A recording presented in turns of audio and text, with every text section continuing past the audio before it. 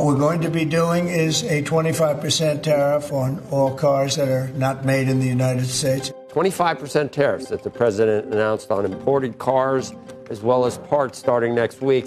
For some automotive industry economists, the unthinkable has happened. 30 years of free trade across North America virtually wiped out by a single executive order. Of course, I don't think anyone could have foreseen this happening. There are all kinds of unintended consequences that will fall into place. A new car in the U.S. is an exciting purchase, but it's also a costly one. In 2020 alone, the average price of a new car in the United States hit over $40,000, a number that continues to climb. Whether it's that shiny SUV or the sleek sedan you've been eyeing, the dream of owning a new car often comes with a heavy price tag. But have you ever stopped to wonder why? Why are cars more expensive than they were a decade ago? The answer lies not only in the features and technology, but also in something many of us don't see: tariffs. These tariffs, particularly the ones introduced during the Trump administration, have had a massive impact on the auto industry. In 2018, a series of tariffs were imposed on imported steel, aluminum, and vehicles, disrupting supply chains, raising costs, and altering the dynamics of car pricing in the U.S. What were the goals behind these tariffs? Were they successful in their mission to protect American jobs and industries? Or did they create a situation where consumers, manufacturers, and even the economy paid the price? Let's dive into the story of auto tariffs, exploring who won, who lost, and why you're paying more for your car today than ever before. Why tariffs were imposed. The reasoning behind these tariffs is putting U.S. interests first, a bold and ambitious strategy that aimed to protect American jobs, bring manufacturing back to the U.S., and shield critical industries like steel, aluminum, and automobiles from the pressures of cheaper foreign competition. It wasn't just about making cars more expensive. It was about ensuring that key industries could thrive independently and, more importantly, securing sectors essential to national security, like steel and automobiles. This approach wasn't just about economics.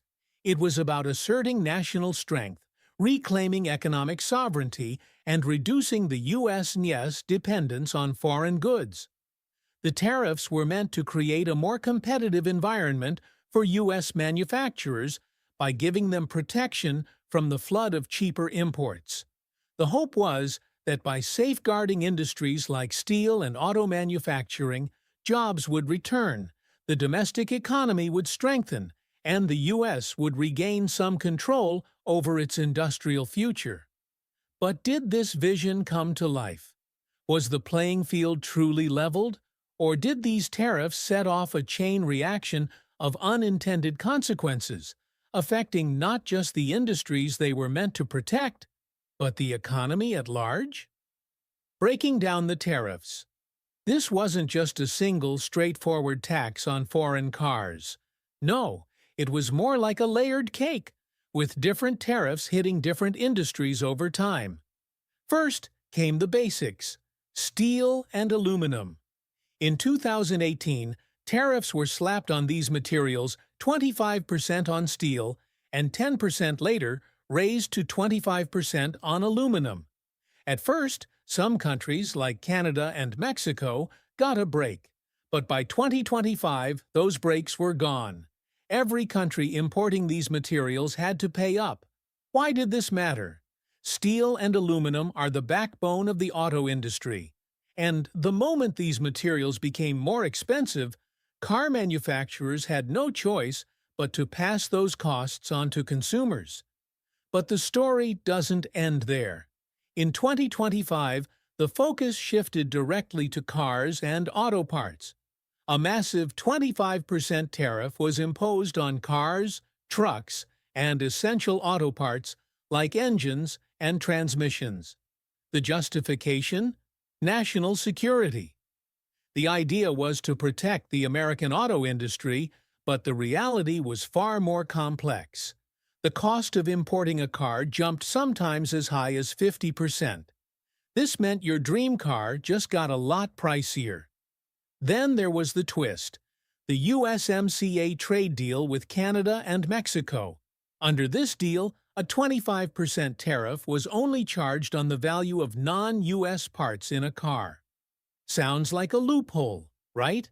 A way to save some cash. But proving what parts were made in the US became a nightmare. Strict new rules made it nearly impossible for companies to calculate what parts counted. One mistake, and you could face huge penalties. So much for that cost-saving edge. And if you thought that was the end, think again. Other tariffs were added under laws like the International Emergency Economic Powers Act. These included tariffs on goods from Canada, Mexico, and China. The idea was to protect the U.S. from a variety of national security threats, but the side effect? More costs for consumers and companies alike. The big goals versus the gritty reality. So, did these tariffs achieve their grand goals? Were they able to boost U.S. manufacturing without hurting the consumer? According to some reports, the administration touted some successes. Steel mills got investments, and there were claims that the price hikes wouldn't be as bad as expected. But if you take a closer look, the story becomes murkier. Prices went up. Period. Tariffs are taxes, and taxes mean higher costs. Car manufacturers now had to pay more for basic materials like steel and aluminum. Even U.S. companies, which used domestic materials, saw prices climb because foreign competition had been taxed out of the market. And that led to sticker shock for buyers. Prices at car dealerships went through the roof, with some analysts predicting that new cars might become unaffordable for many. Fewer cars sold. Lower sales meant fewer jobs, especially in the auto parts supply and repair sectors. But it didn't stop there. The global supply chain that the auto industry relies on was thrown into chaos. Parts had to cross borders multiple times, particularly between the U.S., Canada, and Mexico.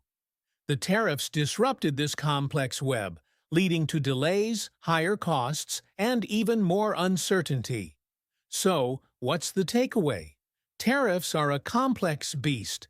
They can protect industries, but they come with hidden costs that impact the consumer. The real winners? They're not always who we expect. And the losers? Well, they might be the ones you thought would come out on top. What do you think? Do tariffs really protect U.S. industries, or do they hurt consumers and disrupt global trade? Drop your thoughts in the comments below. If you found this breakdown interesting, don't forget to like, share, and subscribe. Stay tuned for more stories that shape the world around us.